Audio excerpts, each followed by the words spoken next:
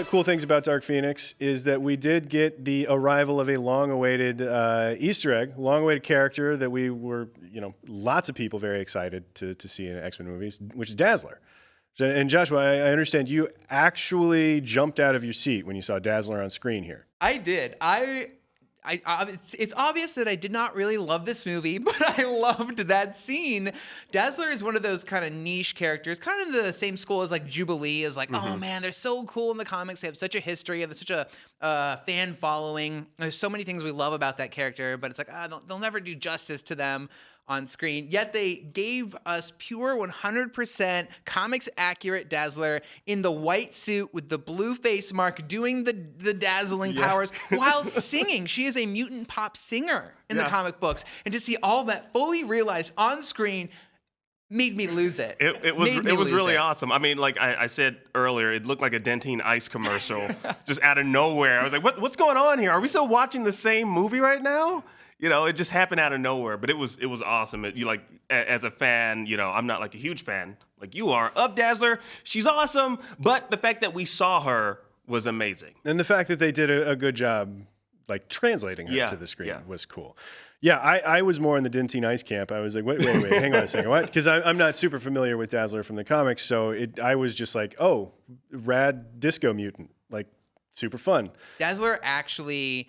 It had a lot of popularity back in the day, and she was even a playable character in the X-Men arcade game. I don't know if anyone played that one, but I just want y'all to know. The one with 6 players? Yeah, she wasn't always like super niche. Like her stars kind of faded, gone down a little bit, but she definitely is like an awesome, beloved character, and I think it's really cool that they stuck her in. And she did very briefly show up in Apocalypse. Supposedly, kind of. Sort of. Because it's very confusing. It's very confusing. There's a deleted scene where they're at a record shop in the mall, and in the deleted scene, Cyclops is showing a Culture Club record, but then Sophie Turner tweeted something out with the cover of Dazzler's record.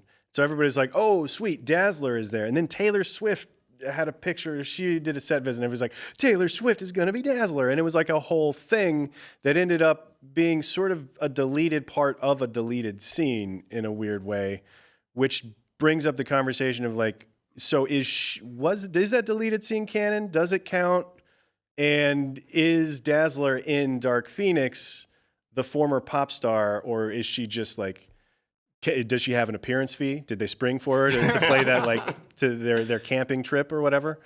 Maybe there was like a mutant reunion going on that they didn't mention, and she's like, oh, I'm going to come back and show them all my fame and glory and dazzle powers. In the woods. In the woods. It was in the woods. One thing I was kind of disappointed with, so I did some research on Dazzler. Back in '85, she had like a short-lived comic book series called Beauty and the Beast.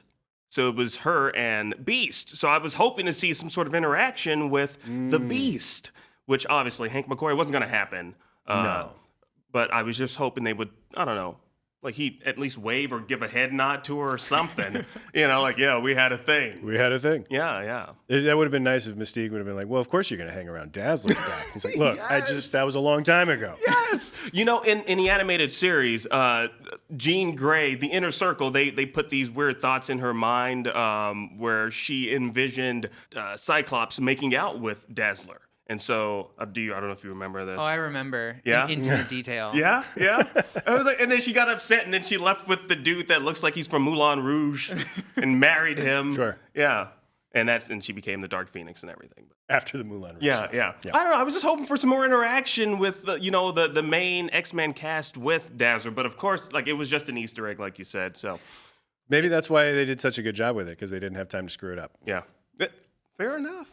All right, that's a bunch of our Dark Phoenix thoughts. Let us know what your thoughts are in the comments below. And as always, subscribe to IGN wherever you like to watch. We'll see you next time.